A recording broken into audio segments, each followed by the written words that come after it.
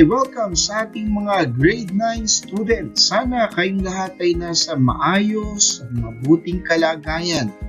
Ako nga pala si Mr. Joshua C. Hornales at pag-aaralan pala natin para sa 3rd quarter module 1 para sa ating unang linggo at unang aralin ang paksang ang kahulugan at kahalagahan ng katarungang panlipunan.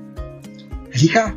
Mag-aral tayo. Matapos mapag-aralan ang module na ito, inaasahang ang mga mag-aaral ay naunawaan ang kahulugan ng katarungang panlipunan. Pangalawa, nasuri ang kahalagahan ng katarungang panlipunan sa lipunang ating ginagalawan.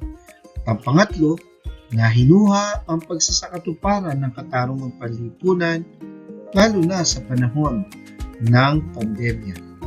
Para sa ating paunang pagsubok, ito ang ating panuto. Piliin ang titik ng tamang sagot sa mga katanungan. Para sa ating pangunang katanungan, ang katarungan ay pagbibigay sa kapwa ng nararapat sa kanya. Alin sa mga sumusunod na sitwasyon ang nagpapakita nito? Una, sa panahon ng ECQ, ang mga jeepney drivers ay nakakahingi ng tulong o abuloy sa kalsada. Letter B, ang mga politiko ang naunang makapagpa-swab test dahil sila ay mahalagang tao sa lipunan. Letter C, ang mag-aaral na nakakita ng cellphone na naiwan sa classroom ay hinanap niya ang may-ari upang isauli ito. Letter D, ang isang amo na huling ibinigay ang sweldo sa kanyang empleyado dahil tatamad-tamad ito sa trabaho. 5 segundo. Ang tamang sagot ay letter C. Para sa ating pangalawang katanungan, ang tuon ng katarungan ay panlabas ng sarili. Ano ang kahulugan nito? Una, dapat ay nakatuon ka sa matatanggap mo lamang. Letter B, dapat binibigyan pansin mo ang sariling interes. Letter C, dapat ang iniisip mo ang tungkol sa iyong sarili. Letter D, dapat ang nararapat sa kapwa mo ang iyong ibibigay.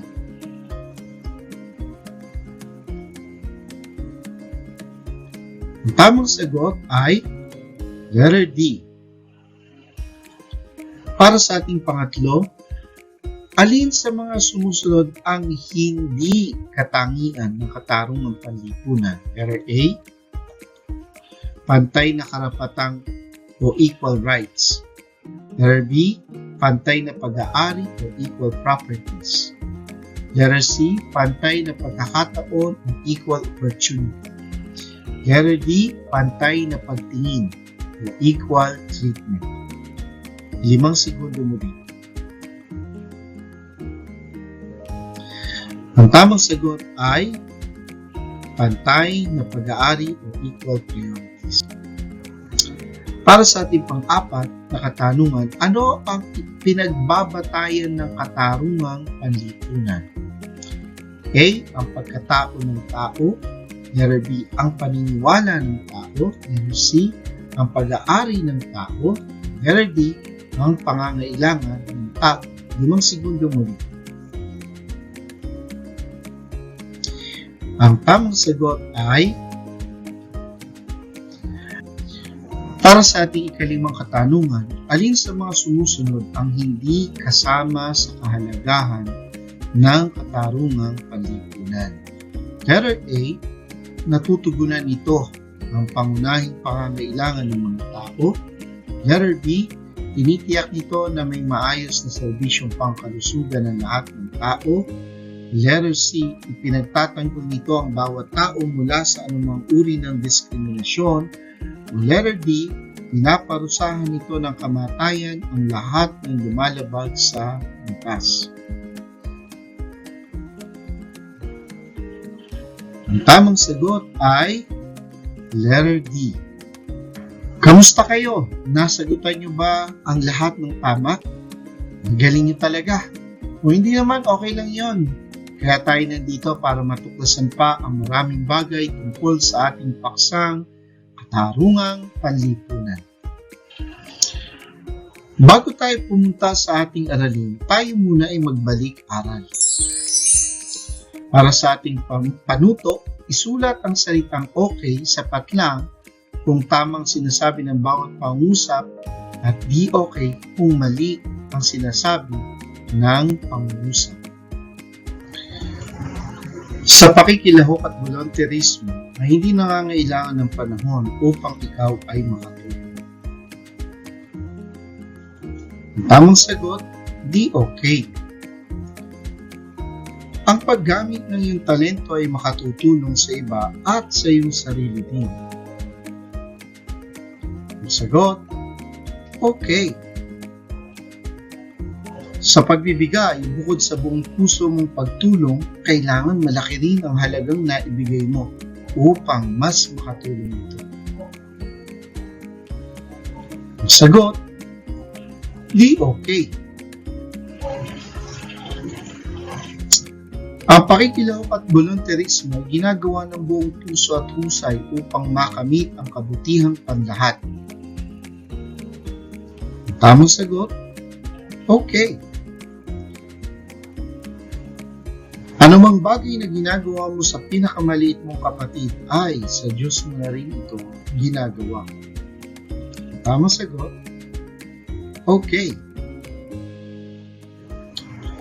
Sa panahon ng pandemya, ay nakikita ang kakayahan ng mga tao kung kaya ba nilang suportahan ang kanilang sarili at pamilya dahil sa krisis dala ng pagkalat ng COVID virus. Ang mga nakaangat sa buhay ay kayang-kayang itaguyod ang kanilang sarili dahil sa malaking kabuhayan nila. Samantalang, mas marami sa mga kababayan natin ay talagang nakaranas ng hirap sapagkat nawalan sila ng kabuhayan tulad ng trabaho at negosyo. Kung kaya't natunghayan natin ang mga ilang kababayan natin tulad ng mga jeepney drivers na nasa kalsada at namamalimos. Parang iniisip natin, bakit parang hindi yata patas? At nasaan ang katarungan sa lipunang ginagalawan natin? Sa module na ito ay mahalagang pag-aralan natin ang kahulugan ng katarungan. Iugnay natin ito sa katarungang panlipunan nang sa gayon makita natin ang kahalagahan nito. Sa module na ito ay mahalagang pag-aralan natin ang kahulugan ng katarungan. Iugnay natin ito sa katarungang panlipunan nang sa gayon, makita natin ang kahalagahan nito. Ano ang kahulugan ng katarungan? Ayon sa karaniwang kahulugan nito, ang katarungan ay pagbibigay sa kapwa ng nararapat sa kanya. Ang tuon ng katarungan ay ang panlabas sa sarili at hindi ito nakatuon sa sariling matatanggap lamang. Nangangailangan ito ng panloob na kalayaan mula sa pagkiling sa sariling interes.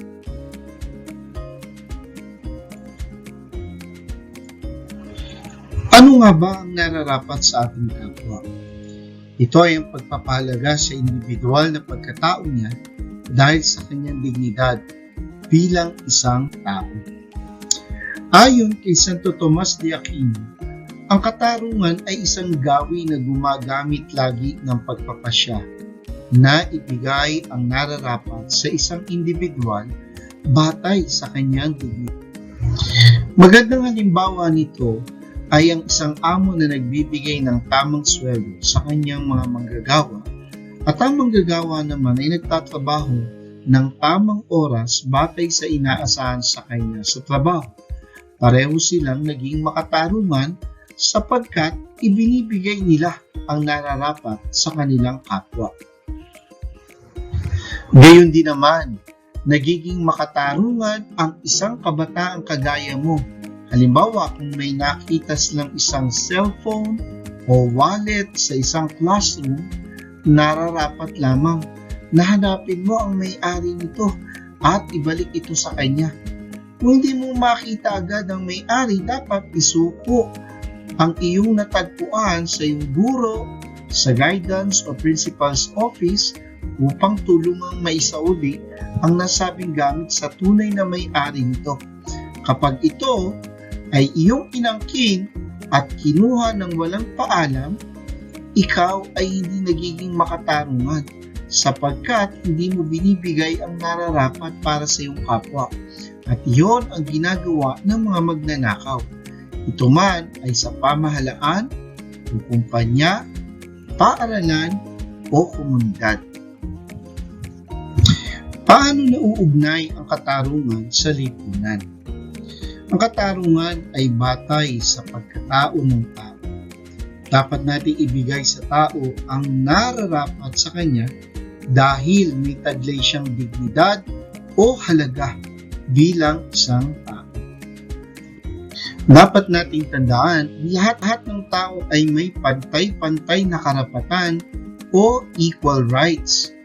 Dapat bigyan ng pantay-pantay na pagkakataon o equal opportunities at gawaran ng pantay na pagtingin o equal treatment. Ang lahat ng ito ay dapat mong matanggap bilang isang tao at dapat ring matanggap ng iyong kapwa-tao. Kaugnay nito, dapat ikaw ay maging makatarungan sa iyong kapwa dahil ikaw rin ay namumuhay sa lipunan ng mga tao. Hindi ka nabubuhay para sa sarili lamang. Tulad ng natutunan natin sa mga nagdaang aralin, ang layunin ng isang lipunan ay ang kabutihang panlahat. Ngunit hindi ito makakamit kapag nalalabag ang katarungang panlipunan. Ang pagiging makatarungan ay minimum na pagpapakita ng pagmamahal bilang tao na namumuhay kasama ang iba. Kaya, ang paglapastangan sa pagkatao ng iba tulad ng paninira sa ibang tao ay paglapastangan sa iyong sariling pagkatao. Ngayon, bakit mahalaga ang katarungang panlipunan? Ang bawat isang tao ay dapat nakikiisa sa pagtiyak na maisakatuparan ang katarungang panlipunan sapagkat may taglay itong kabutihang panlahat. Una, natutugunan nito ang pangunahing pangangailangan ng mga tao. Lahat ng tao ay dapat may pagkain sa hapagkainan, sariling bahay na tinitirahan at malinis na tubig na naiinom. Pangalawa, tinitiyak ito na may maayos na serbisyong pangkalusugan ang lahat ng tao. Dahil lahat ng tao ay nagkakasakit lalo na sa panahon ng pandemya, dapat matiyak na ang bawat isa ay mabibigyan ng tulong pangkalusugan. Ang pangatlo, ipinagtatanggol nito ang bawat tao mula sa anumang uri ng diskriminasyon.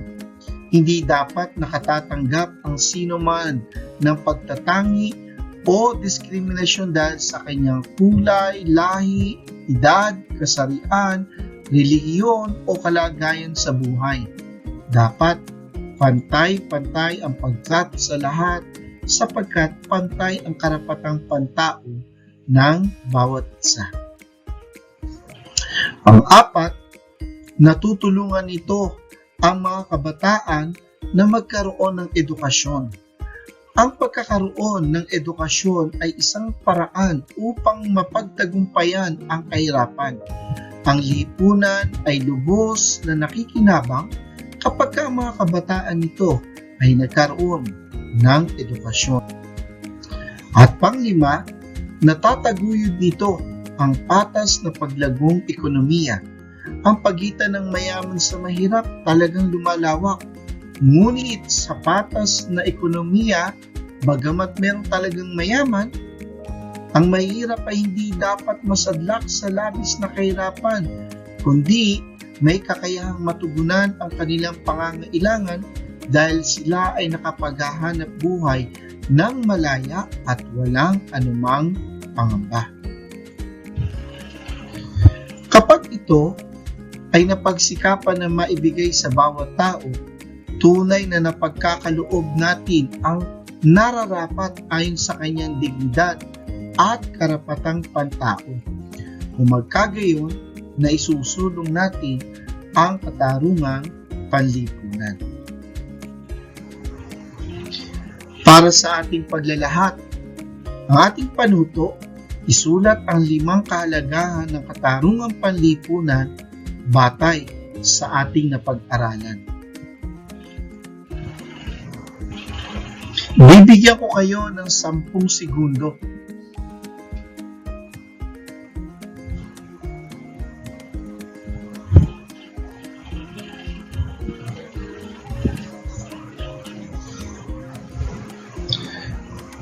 Ang tamang sagot sa una ay